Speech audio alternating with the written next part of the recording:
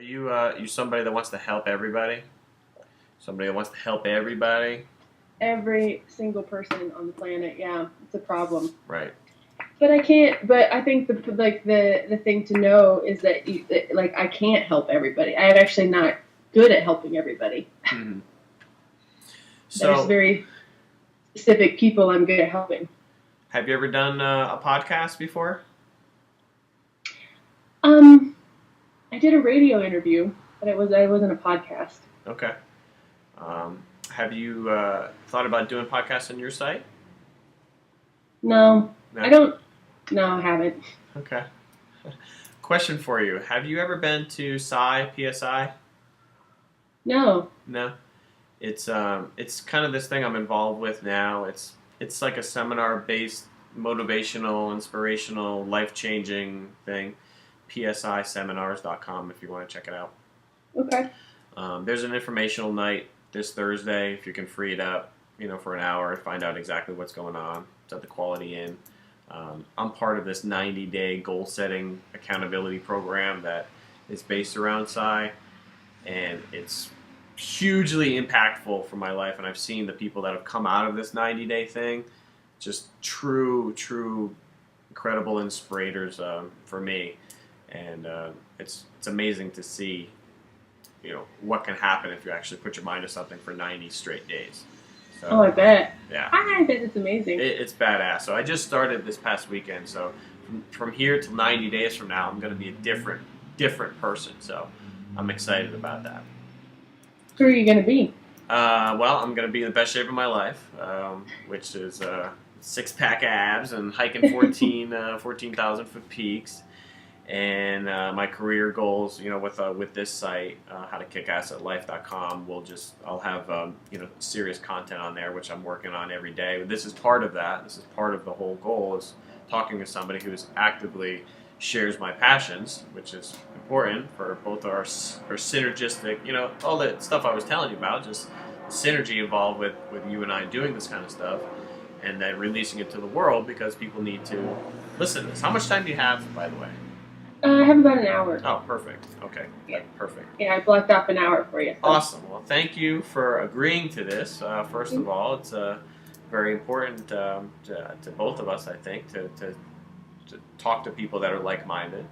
Absolutely. So I want to talk to you about your projects, what you have going on. Tell me about your projects. And first of all, for the people that don't know you, could you introduce yourself? Talk about briefly how you got started with this and where your vision is going forward. Yeah. Sorry. How I got started with this. So I came from a really violent and abusive home, and the men that raised me, I learned to hate and manipulate them, and in so doing, it kept me safe. So I learned to stay safe by being cruel and manipulative. And along the way, I fell in love with someone, and he told me that at some point I was trying to manipulate him, and he said, "Look, I love you, but I won't stay with you like this. You need to figure your shit out, basically." And so I went on some journeys. I went to China, I went to California, I went and studied everything I could get my hands on how to heal. And in the process of healing, some of the greatest teachers and healers were men. And it was like I relearned to love men and masculinity and what powerful masculinity is capable of in the world. And when I finished all of that, I thought, man, the world would just be a completely different place if boy on the planet learned how to be an authentic, self-resourced, whole man. We would have so much less trauma and so much less pain. Mm-hmm. So that's sort of where that all started. Does that answer your question? That's a start. That's a start, yeah. And where do you see this going for you? Do you have a plan as far as what you want to do, or just taking a moment by moment and realizing that this is your passion and this is all you really want to do with your life, or do you have an overall overarching vision on where you see yourself in the future? Yeah, so it's funny for me because a lot of people are all about the vision and they keep telling me to have a vision, have a vision. And I've been finding that the more, this is sort of interesting, but the more feminine I am, the more it brings out the masculine in the men I work with. So I have a very feminine business model, which is all about letting, let the business tell me what to do. Okay. So I don't have, it's like a baby. It's like I don't expect my 2-year-old business to be an adult. Right. You don't want to force anything. You want it to evolve organically, so to speak. Yeah. Right. And the more space I give it and the more love and space and attention I give it, the more it flourishes. It's really counterintuitive. Mm-hmm. But I think that's how we all have to do business, is whatever is the way that works for you best. If you can be yourself, it will shine through in your work. And that's what's attractive to people and the people that you want to work with. So I believe. The men that you're working with, what are some of the struggles that they're going through right now, if you don't mind sharing? Yeah. They have a tendency to be lost, is the best way I can put it. They're confused in their relationships. They're not sure why they're here. They don't know what their purpose is. They're just sort of, their biggest struggle is about, so there's the struggle with the words that they use and then the words that I use. So I'll use their words, but their words are, they don't know how to navigate some of life's issues as a man. They don't know how to, what do you do, when you don't know if you're in love anymore? How do you do that authentically? Mm-hmm. And what do you do when you're unfulfilled in your job, but you have a family to support? So there's like these questions about these sticky spots, and they don't know how to move forwards as a whole. It's like they're so used to martyring part of themselves in order to move forward, mm-hmm. to give up certain things. How do you go about helping a man realize what his passion is or what his gift is to the world? I'm sure you've read Way of the Superior Man. Mm-hmm. Okay. It's kind of my Bible, and a lot of the guys that I hang out with, I almost don't even hang out with them until they've read that book. It's hugely impactful in my life. So, getting back to the gift, like what is a man's gift? How do you go about helping a man or inspiring a man to step into that and realize what his gift is? Any practical ways of doing that? Yeah, so the most practical way that I do that is I have them do an exercise that basically distills their essence down to 5 qualities. And the best way to do that, if you have a relationship with your parents, is to ask your parents what you were like before you were 3 years old. Hmm. So there's this essence that we all come into the world as. When a baby comes into the world, not when they're a baby, but when they're a little bit older than a baby, they start to get a personality, and it's different than other babies' personality. Some babies are, like I was an intense, curious, playful child, full of love. And then life happens and we all get screwed over and that goes away. Mm-hmm. So what I do, the first thing I do is have them get in touch with those qualities. What are the base qualities that they are? And then I have them write that list and put it on a wall where they see it every day. And anything that doesn't line up with those qualities, they get rid of. So there's a clean out period. Hmm. And that sort of, I can't have them step into their purpose until they've let go of all the shit in their way.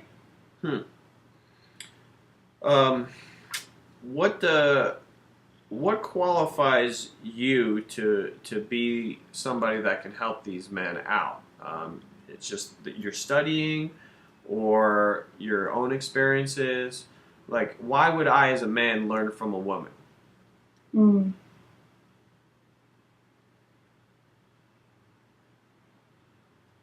That's a great question.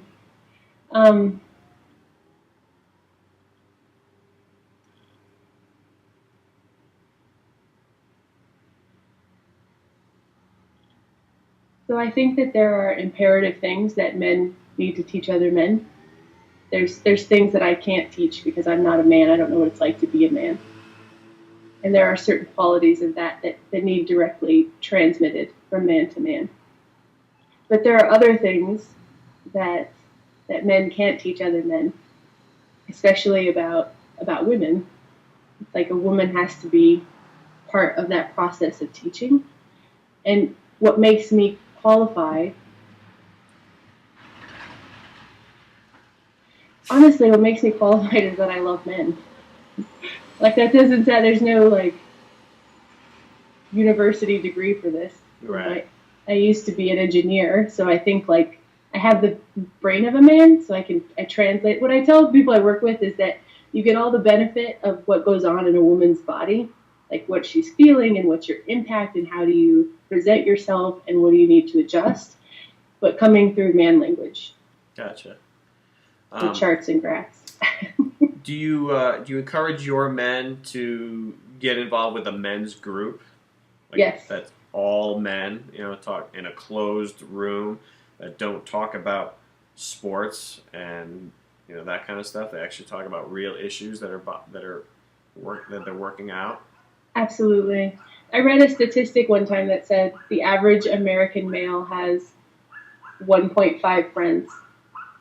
So he has one person that he can call if he can talk to you about what's real for him. And a lot of the men that come through my door are actually very lonely for friendship. They don't have men they can trust because they're in relationship with other men that aren't quite men. They're living an adolescent sort of lifestyle. So I highly encourage it. Totally recommend that they get together in a social setting, in a closed off setting, in any way that they can. For me, the men's group that I'm a part of, this is a recent realization for me, is like, I needed this. I really needed this. I was mostly raised by women, in so far as, and raised on stupid sitcoms, like Everybody Loves Raymond, Yeah. It's like, yeah. What, and this is, and this is what guys are watching and saying, oh, you're right, honey, whatever you want to do is fine, just completely non-committal. They don't know what the hell they want. Raymond doesn't know what the hell he wants, and that is one of those characteristics of a man, right, is that decisiveness and the balls to go after what he wants, basically. Would you agree with that? Yeah, I'd say that's one important quality. Absolutely. There's a solidarity that needs to happen. What do you want and what do you need? And then you can add on the negotiation tactics. I know that goes against what David Data says, but there's other archetypes besides the warrior. Right. I need to read that book. What is it? The Warrior and the Magician, and do you know which one I'm talking about? Yeah, it's called Warrior, Magician, Lover, King. Yeah, I need to read that. And I forget the name of the author, but it's great because it gives a more holistic, it's a whole picture view. And what's great about David Data is he feels very in the warrior and the lover archetypes. Sometimes he forgets about the solidarity. Right. I think that's pretty right on. What's the coaching techniques that you use once somebody comes to you and says, listen, I'm really struggling with this? You go with the what did you call that? The exercise that they figured out. What they were like back in the day when they were innocent. When they just haven't had experiences that has really screwed them up. Haven't had their parents tell them they can't do things right yet. Go back to that. So that's the first part. And then how long does a man usually stick around with you before they kind of become a whole? Obviously this is a long, arduous, continuous process. It doesn't just happen overnight. It didn't get there overnight. It's not going to change overnight. So how do you go about, and how do you know when a man is ready to get back into the world and know what he wants and go after it? Do you work on goal setting? Do you work on give me the curriculum, so to speak? Yeah, it's a two-part curriculum. So there's the static part of you and the dynamic part of you. And the static part of you is that who you are as an innocent. And then that part has range. So the very first thing that I try and do with any man is expand his range into listening to his body, understanding his spirituality, feeling his emotion. That's a big one. And usually quite difficult. I have this client that I'm like, how do you feel? And he's like, good. I'm like, that's not a feeling. That's not an emotion. Right. So there's a wholeness that I try and expand range into. So wherever they're lacking, to expand that range. And then that can take anywhere from 3 weeks to 6 months. It totally depends on, it sounds really terrible and I don't mean it to be, but it depends on how stubborn and painful their life is right now. The more pain they feel in their life, the more effort and time they're willing to put into whatever it takes. Interesting. I want to touch on that for sure. So, do you work with guys that have hit bottom, in a lot of ways? Yeah, I actually joke. It's one of the jokes with a lot of the guys I work with that I do my best work at the bottom, because I know that place. Right. I know that place intimately. Right, and it's important to establish the baseline of how shitty you can feel. Like, can't get any worse in your own brain. Like. And then that's the only time when you're like, whew, wow, I really need to make a change. When you're on the street, living on the street, you're divorced, you're dragged down, cutthroat divorce, for instance. I can't imagine what that's like. I feel for guys that are in that, or violence or stuff that you've gone through. I can't imagine what that's. I've lived kind of a charmed life. I can't say that my life was harsh in that respect, but doesn't mean I don't empathize with guys that have gone through that stuff. The guys that I'm connecting with now, they've been through some struggles. They've been through some struggles, and for me, it's super inspirational to look at those guys and be like, you've hit bottom, but now you're on your way up, and once you get over the mountain, so to speak, there's just a whole incredible life ahead of you, and the guys that realize that are the ones that you can help the most, right? Yeah, exactly. The ones that are like, I hate this place and I will do whatever I need to do, and I have faith that there's something on the other side. It's like there's like 3 important pieces that are, I'm going to write that down. That was good. Nice. One thing that I've recently realized in my life is that in order to find true happiness, you have to figure out what your largest fears are, your greatest fears. True? Yeah, very true. Okay, so for me, writing was a big fear of mine, right? I didn't know I was a good writer until I started writing. And now what's coming of that is really my creative essence being put out there, and people are responding to it. So for guys out there, and this podcast is for guys. Obviously, we want to release this and have them become inspired or inspire themselves to define what those fears are and work through those things. And that is the key to life.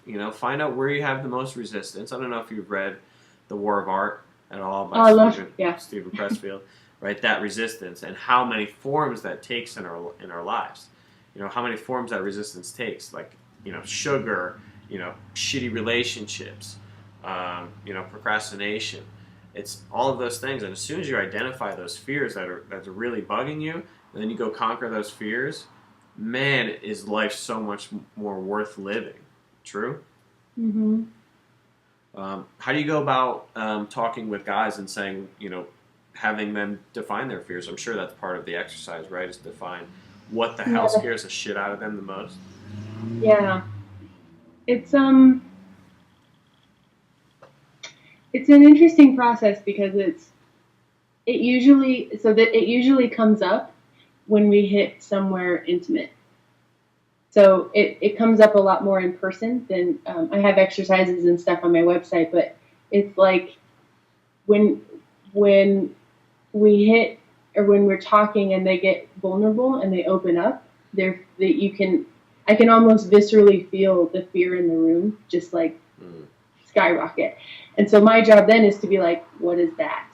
Mm-hmm. What exactly are you terrified of right now? Right. And it's usually like, I'm afraid you're going to judge me. I'm afraid that I'm sexually attracted to you and you're not attracted back. I'm afraid that I sound like an idiot. Mm-hmm. So then the next step is to identify what the real, genuine fear is, because that's just a symptom.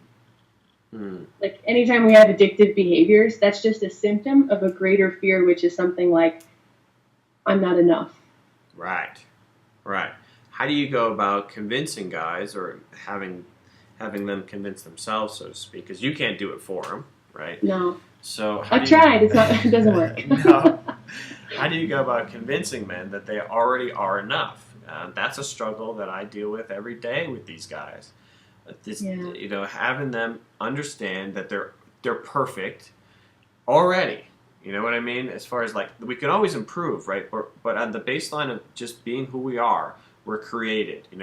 Connecting to the source of our creation, whatever that means to people, and understanding that you're innocent, you're already enough. How do you go about helping guys realize that for themselves? Yeah, there's a technique so a lot of the work that I do is about helping men get into, I know we use this term loosely in our work, but like to get into your body, but there's a distinction between the logical mind and the body mind.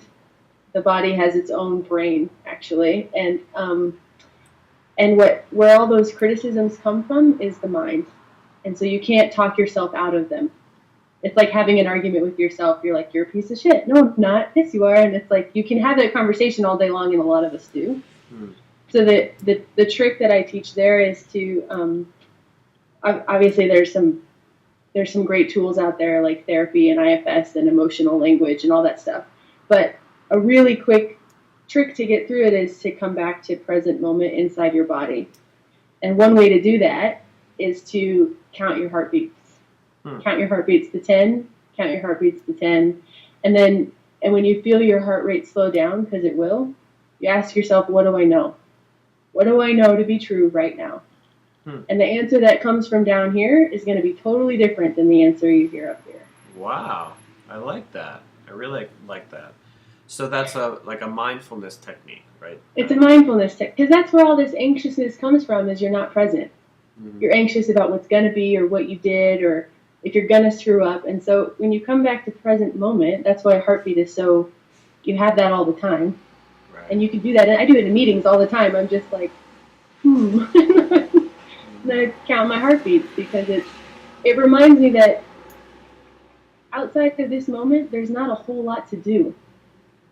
Outside of right now, there's not a whole lot for me to do except talk to you. Be here with you. Right. Well, I appreciate that. I appreciate your presence. Are you a meditator yourself? Do you meditate on a daily basis? Yes. I just watched your face light up. That was great. Yeah. I have a lot of chatter, especially with my history. I have a continuous, even last night I was having just really fucked up. It's okay to swear on this, I swear. Oh, yeah, swear. Okay. Do it I was just having really fucked up nightmares, and then I woke up, and I thought, and my brain was just like, oh, way to go, you just can't get over this stuff, you're such a loser, like, what's wrong with you? And I did my little meditation practice, and I was just like, it's just liberating.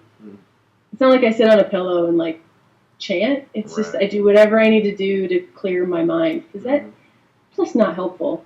No. A guy, Sam Harris, taught me how to meditate, right? Sam Harris is a huge mentor for my life as far as spirituality, meditation, politics even. But it's like we're chased out of bed by our thoughts every morning. We're just like, oh, gotta do this. And, once you just look inward and just totally relax, 20 minutes a day, that's all it takes, A big part of what I teach is meditative techniques. And I'm not really teaching this. I'm just doing it myself. And if guys want to come along, then great. I'm not forcing any of this stuff on anybody. I'm just talking about what's helped me in my life. I can enjoy traffic now. Traffic and road rage coming from the East Coast for me was a huge issue. People just are difficult to drive with. You have to worry about them a lot. And the other day, I remember this just this really powerful experience where somebody cut me off, and I'm like, and then I took like 3 or 4 deep breaths, and after that I just I experienced just true moments of bliss right after that. That were just like, and then pure bliss, like you feel it go through your body. Mm-hmm. And the important thing with teaching this stuff is that feeling, that emotion of bliss, can be achieved at any moment in your life. It's controllable. You have the control, and a lot of guys don't think that, right? I mean, they just think, oh, I'm a victim of circumstance, the victim mentality. A lot of guys struggle. A lot of women, men, doesn't matter. They struggle with the idea that you're doing that to me. You're doing that to me. And instead of just being, well, what about me is attracting that in my life, but it's this idea that you can go into that place at any moment. When you're in traffic, you can go there on a roller coaster. You can go there in your bed. You go there with a woman. It's available to you at any moment. So that's really, really powerful. It's so true, because I think we get confused a lot about, we confuse our emotions or our thoughts with our reality. Right. And the truth is, because there's nobody goes around and is like, I am in perfect Zen state. I mean, that would make for boring sex. It would make for, it's like you want to have some emotion in there. But I think the real trick is to expand and include, to see what you're feeling, like your road rage, and to be like, to notice it and let it be, and not control it and not resist it. Mm-hmm. And that's, I think, where the bliss comes from. Mm-hmm. Awareness, right? Awareness and acceptance. Cool. I read this great quote that said, suffering is discomfort multiplied by resistance. Mm. And so if we can just sit in the discomfort sometimes, what ends up happening is we feel discomfort, and then we resist it. And so we go smoke a cigarette or drink 6 beers or check out or whatever it is. And then it creates suffering because now we're not present. Right. Understanding that this moment is really the only thing that matters. Yeah. Right. And your past, can't change your past, can't predict your future. Just focus on this moment and love it. And love the shitty parts too. Like, love the parts that are just, that's a really perfectly poignant way of saying it. Like, once people sense that discomfort, they give up. And they're just like, I don't want that in my life, but that is what you should be after. Those moments of discomfort are ones that you need to push through, because you're a different man on the other side of all that. True? Yeah. And it lets you, and you're a more alive man. Mm. I mean, what's attractive is men that are like, yeah, I'm fucking pissed, but I'm doing what I need to do. Mm-hmm. It's like, ooh, that's hot. I have a men's group. I'm part of several men's groups now, which is great. A young men's group, an older men's group. So I get the pack, and I also get the tribal elders, so to speak, like people that have. So it's incredible. Like, I want every man to have these experiences, and it's all. It's not shared with anybody. It's just that's it, and it's yours. But personally, I mean, you and I obviously aren't perfect. I mean, and we're teaching this stuff as authorities on it. But understanding, and to the guys out there that think like, I might be a douche for teaching this, which I don't think many guys think that, to be honest. I'm very humble with all of this. But having breakthroughs as a man, is hugely important. For me, I'm not having many breakthroughs being with a woman. I'm having them more frequently with my men's group. So I had a serious breakthrough about just some energy I had on my mom, growing up and everything. But after I just talked to my buddy, he didn't say anything. He just listened for about a good 10 minutes while I told this really story that's been in me for a long time. And after I was done with telling the story, I just laid on the floor on the carpet and just was like, oh, fuck, that feels good, just to get that out. And then immediately I was just like, this is one of those stages in life that will I level up, so to speak. I level up as a man. Like for guys that play World of Warcraft and shit like that, all those RPGs. It's like you level up socially, spiritually when you look inward, and you really bring up some shit that's really hard to talk about. Yeah. And you're a better man for doing that, and that will help me to attract a woman that has maybe not gone through that kind of stuff, but has worked on herself enough to understand it, to be aware of it, and to work through it. Right? I mean, I'm sure there's huge breakthroughs in some of the conversations you have with your men's group, right? Yeah, they, and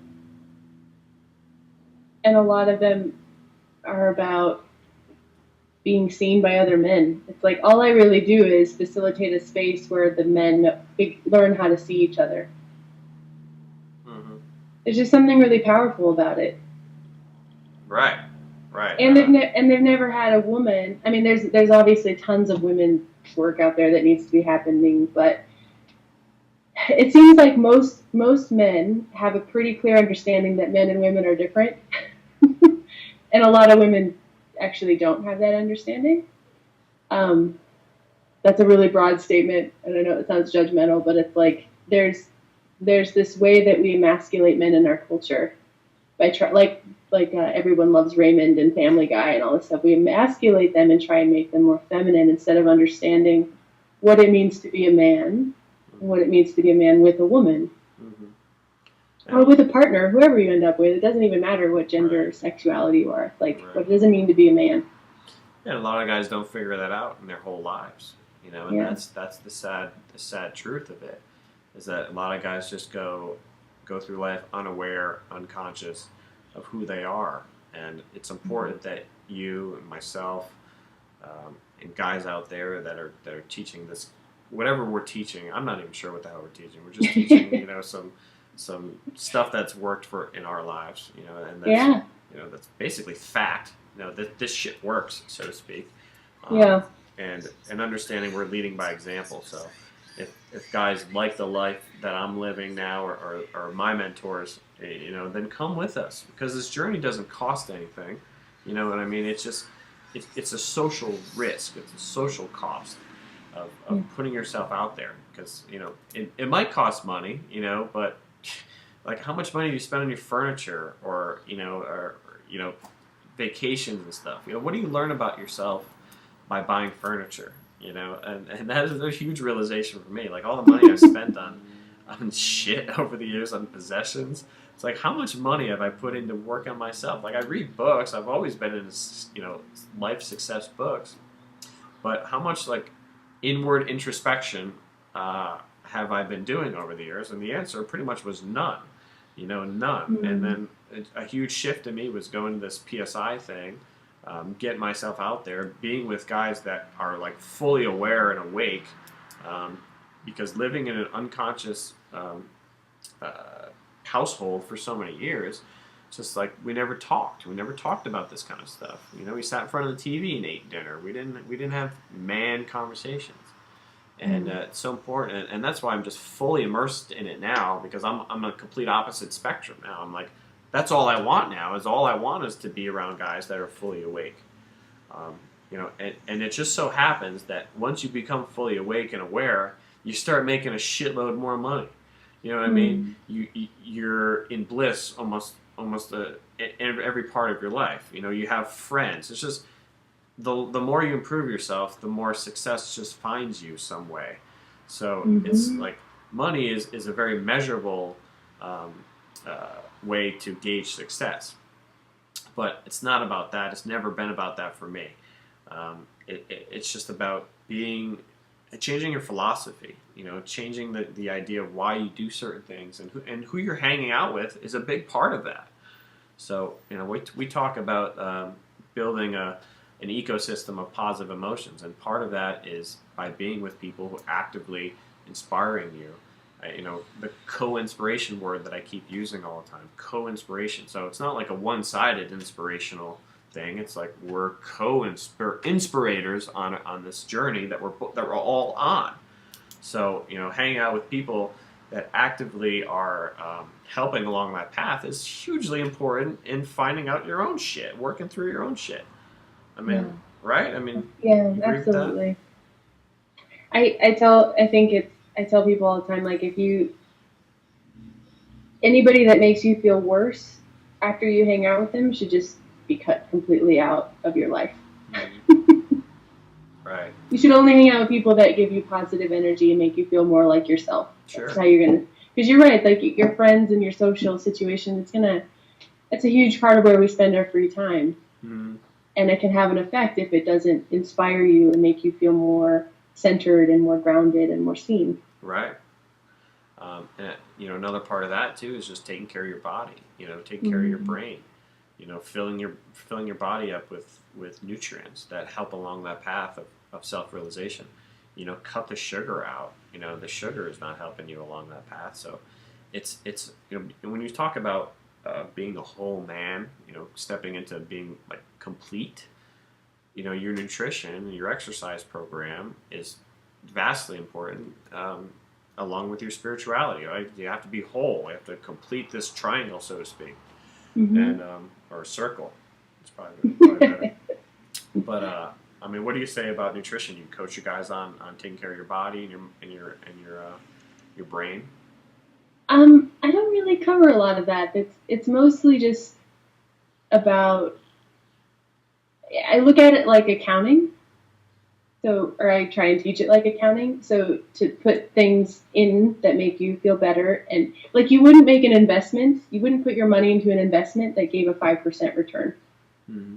If your buddy came to you and said, "Oh, I can give you 5% on your money," you're like, But if he had a 60 or 70% return, it'd be totally no problem. Right. And we make those kind of investments all the time. Sure. So, like, I love sugar. I'm like a hummingbird.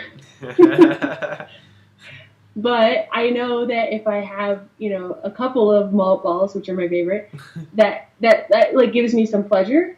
But if I have an entire bag, then it doesn't, and it's like a bad investment. Right.